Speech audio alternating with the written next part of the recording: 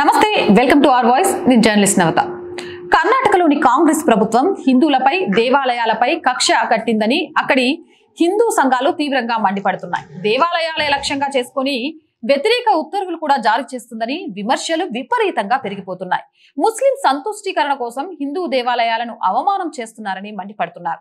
ఈ ఆరోపణలని అక్కడి బీజేపీ నేతలు కూడా చేస్తున్నారు. కర్ణాటక శాసనసభలో ప్రతిపక్ష బీజేపీ ఉపనాయకుడు అరవింద్ బెల్లాడ్ రాష్ట్ర ప్రభుత్వంపై తీవ్రమైన ఆరోపణలు చేశారు.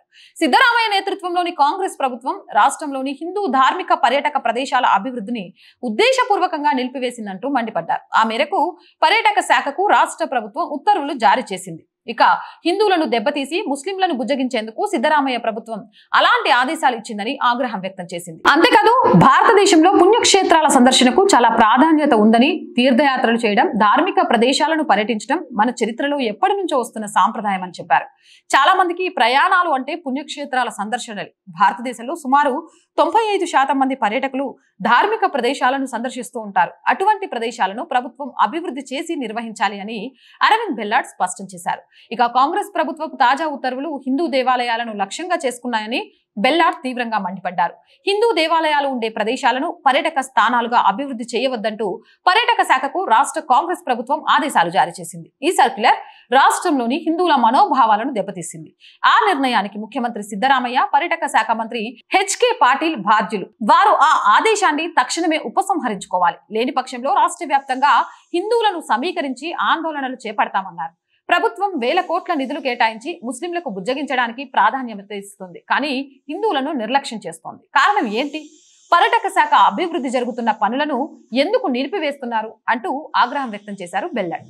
ఇక దేవాలయాల్లో అభివృద్ధి పనులకు మంజూరుగైన విభాగాలకు సంబంధించిన గ్రాంట్లు ఉంటాయి, కానీ ఆ గ్రాంట్ల సాకు చూపి పర్యాటక శాఖ ఆలయాల్లో కనీస అభివృద్ధి పనులు సైతం చేపట్టకపోవడం సరికాదని అరవింద్ ప్రభుత్వ ఉత్తర్వులను తప్పుపట్టారు.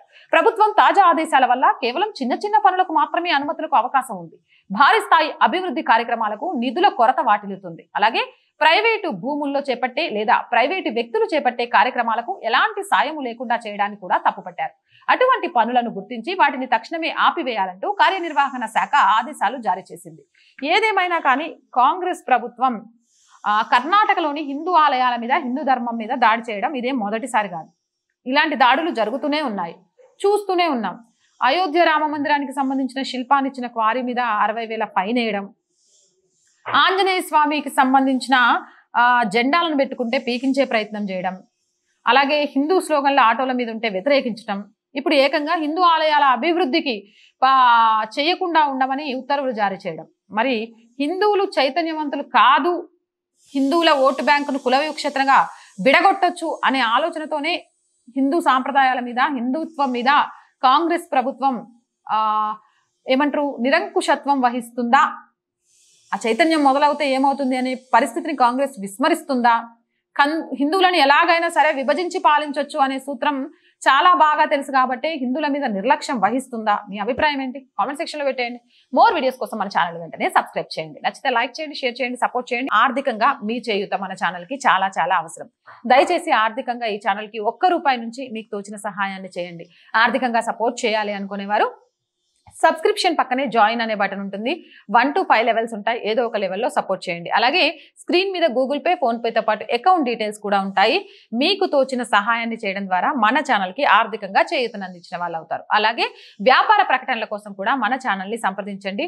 మీ వ్యాపారాన్ని విస్తరించుకోవడంతో పాటు మన ఛానల్కి కూడా చేయూతనిచ్చిన వాళ్ళు అవుతారు. 8328500576 నెంబర్కి సంప్రదించండి. దయచేసి ఆర్థికంగా సపోర్ట్ చేయడంతో పాటు సబ్స్క్రైబ్ చేయడం కూడా ఛానల్ని మర్చిపోకండి. లైక్ చేయండి, వీలైనంతగా షేర్లు చేయండి. దీంతో పాటు మంది ఇట్స్ మీ నవత అనే ఇంకో ఛానల్ కూడా ఉంది, దాన్ని కూడా సబ్స్క్రైబ్ చేసి ఆదరించండి. జై భారత్.